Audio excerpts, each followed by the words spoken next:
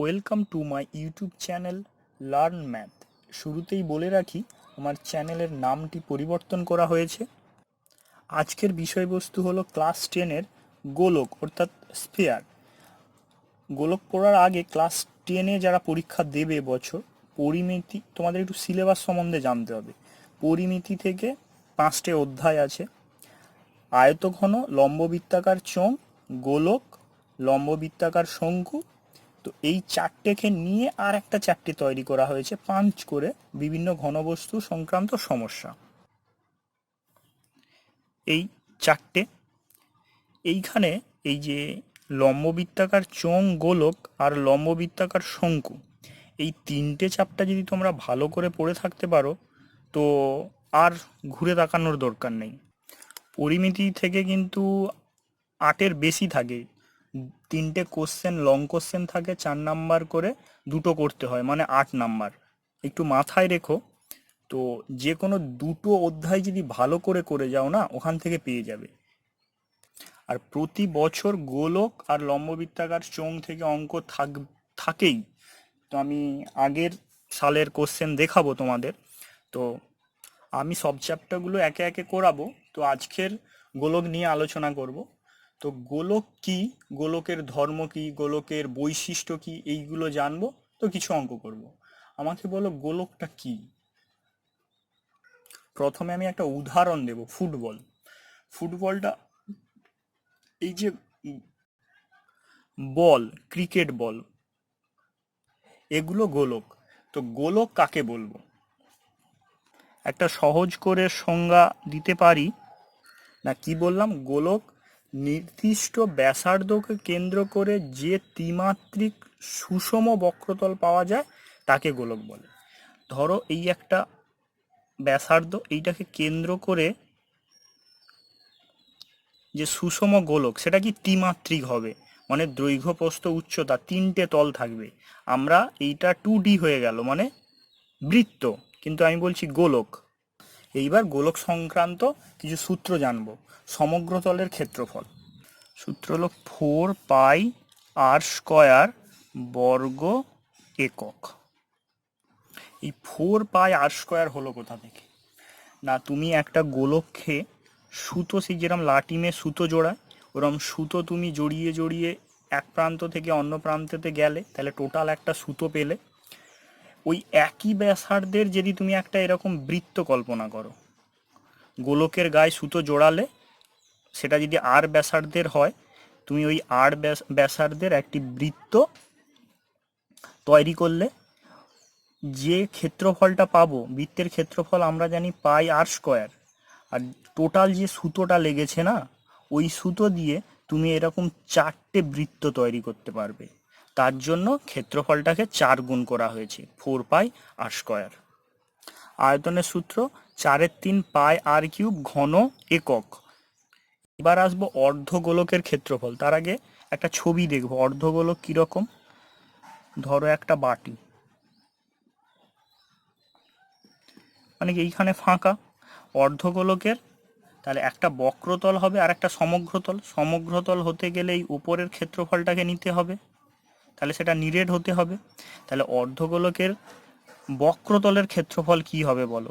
এইটা যদি পুরোটা বল থাকতো, তার হাফ করলে, তাহলে কি বড়োটার যা ক্ষেত্রফল হতো হাফের তার হাফ হবে। তাহলে সমগ্রতলের ক্ষেত্রফল 4πr²। তাহলে একে 2 দিয়ে ভাগ করলে কত হবে? 2πr²। তাহলে অর্ধগোলকের বক্রতলের ক্ষেত্রফল 2πr² বর্গ একক। এবার অর্ধগোলকের সমগ্রতলের ক্ষেত্রফল হলে কি হচ্ছে? এই বক্রতল হচ্ছে প্লাস এই তলটা, মানে কি ভূমির ক্ষেত্রফল, মানে বৃত্তের ক্ষেত্রফল। তাহলে এটা যদি আর ব্যাসার্ধ হয়, আগে বক্রতলের ক্ষেত্রফল কি পেয়েছি? 2πr² প্লাস এইটার ক্ষেত্রফল কি? πr²। কেন? আমরা জানি কি বৃত্তের ক্ষেত্রফল πr²। তাহলে এটা টোটাল হলো 3πr² বর্গ একক। বোঝা গেল না? ফাঁপা গোলকের আয়তন জানবো। ফাঁপা গোলকের আয়তন একটা ছবি দেখি। এই ভেতরটা ফাঁপা, তাহলে এই অংশটা নিরেট, তাহলে এইটা কেন্দ্র। এইখান থেকে একটা হচ্ছে কি এই ভেতরের গোলকের ব্যাসার্ধ হবে, আর বাইরের একটা ব্যাসার্ধ হবে, তাহলে বাইরেরটাকে R1 ধরলাম, হ্যাঁ, আর ভেতরটাকে R2 ধরলাম, তাহলে R1 গ্রেটার দেন R2, মানে R1 এখানে বড়। তাহলে আয়তন কি হবে বলো তো? আয়তন হবে 4/3 পাই R1 এর কিউব মাইনাস 4/3 পাই R2 কিউব, মানে বড়টা থেকে এই ছোটটা বাদ দিয়ে দিলাম, তাহলে এই অংশটা পড়ে থাকবে। বোঝা গেছে? তাহলে কি হচ্ছে, কমন যাচ্ছে 4/3 পাই, রইল R1 এর কিউব মাইনাস R2 এর কিউব, মানে বড়টার ব্যাসার্ধের ঘন মানে কিউব মাইনাস ছোটটার কিউব। এবার অঙ্কে যাব, তোমরা ব্যাকে গিয়ে সূত্রগুলো আর একবার দেখে নিতে পারো। কোষে দেখি 12 183 পেজে প্রথম অঙ্কটা কি বলেছে, একটি গোলকের ব্যাসার্ধের দৈর্ঘ্য 10.5 সেমি হলে তার সমগ্রতলের ক্ষেত্রফল হিসেব করি। সমগ্রতলের ক্ষেত্রফলের সূত্র কি? এইটা আর এর মান দেওয়া আছে, সরাসরি সূত্রে বস করে দেব না? আমরা জানি গোলকের সমগ্রতলের ক্ষেত্রফল সমান কি হয়, পাই 4 পাই আর স্কোয়ার। আর এর মান দেওয়া আছে, মান বস করে দেবো 4, পায়ের মান জানো তোমরা 22/7, আর এর মান কত দেওয়া আছে 10.5, স্কোয়ার দেওয়া আছে, এটাকে দুবার লিখবো 10.5। কাটাকাটি করলে 7 15-তে 105, তাহলে একটার পর 1.5 হবে এইটা, তাহলে এইটা গুণ করলে হচ্ছে 88, 88-র সঙ্গে গুণ করবে এইটা গুণ করলে 15 × 10 150, 15 × 5 75, মানে তোমার হবে, গুণ করে দেখো 15.75 হবে। এইবার এইটাকে গুণ করবে, এটা তোমরা গুণ করবে, গুণ করলে দেখবে আসবে 1386, 1386 একক কি হবে, বর্গ, আমার বইয়ে ছিল সেমি, তাহলে বর্গ সেমি। নেক্সট অঙ্ক কি, একটি চামড়ার বল তৈরি করতে প্রতি বর্গ সেমিতে 17.50 টাকা হিসেবে 431.20 টাকা লেগেছে। বলটির ব্যাসের দৈর্ঘ্য হিসেব করে লিখি। তুমি বলো একটা পেন কিনতে 10 টাকা, তুমি 100 টাকার পেন কিনেছো, কটা পেন কিনবে তাহলে 10 দিয়ে ভাগ করবে, 10টা পেন কিনেছো। এখানে কি বলেছে, এক বর্গ সেমিতে খরচা এত, টোটাল খরচা হয়েছে এত টাকা, তাহলে নিশ্চয়ই এইটা দিয়ে ভাগ করলে টোটাল তার ক্ষেত্রফল পেয়ে যাবে। দেখো এইটা আমি তুললাম, দুটো দশমিক দশমিক উঠে যাবে, শূন্য শূন্য কেটে যাবে, দিয়ে পড়ে থাকবে কি, এইটা ভাগ করব, তাহলে 175 কতই যাবে, দুইয়ে দেখো, দুইয়ে করলে হচ্ছে 350 হবে, বিয়োগ করো 1 5 10 5 3 8, মানে 8 81, তাহলে 2 লাভবে। এবার বলো তো কতই যাবে, না ভাগ করো 4-এ করো, 4-এ হলে 700 হবে, বিয়োগ করলে কত 112, 175 কম। এইবার দশমিক দিয়ে একটা শূন্য লাগাতে হবে, 6-এ দেখবে 6-এ হবে 0 5 0 6 এইটা হবে, দেখবে 6-এ হবে 1050, বিয়োগ করো 0 5 5 মানে তাহলে 70, দশমিকের জন্য একটা শূন্য নেব, তাহলে কতই যাবে, এটা 4-এ হবে 700, তাহলে অ্যান্সার কত হবে 24.64 বর্গ। তাহলে এটা কি পেলাম, এটা পেলাম হচ্ছে কি ক্ষেত্রফল। তাহলে শর্তানুসারে লিখবে তোমরা, শর্তানুসারে কি 4 পাই আর স্কোয়ার সমান এইটা পেলে 24.64, তাহলে আর স্কোয়ার সমান 24.64, এই 4টা নিচে চলে আসবে, গুণিত 7-এর 22, কেন পায়ের মান 22-এর 7 উল্টে যাবে, এইটাকে সমাধান করবে।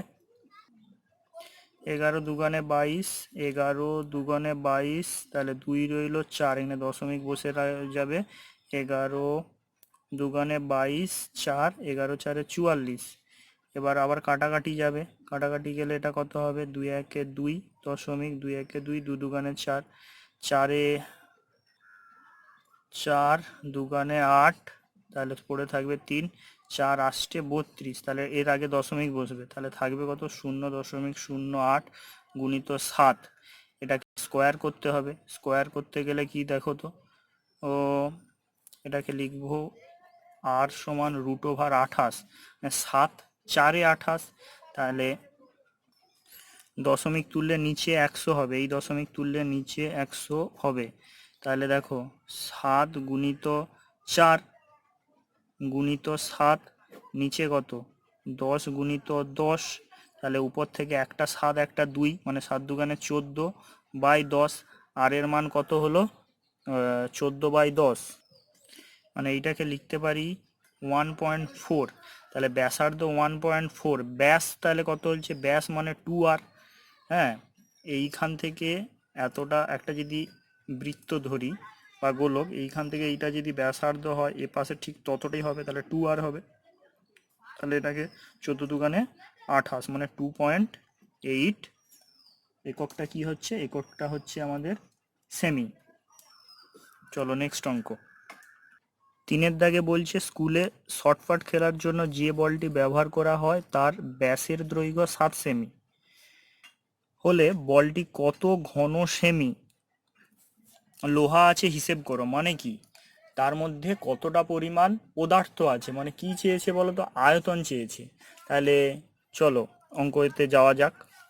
আয়তনের সূত্র কি, আয়তনের সূত্র আমরা জানি 4/3 পাই আর কিউব। তোমরা, আমি ভাষাটা লিখছি না, তোমরা লিখে নেবে, 4/3 পাই আর কিউব।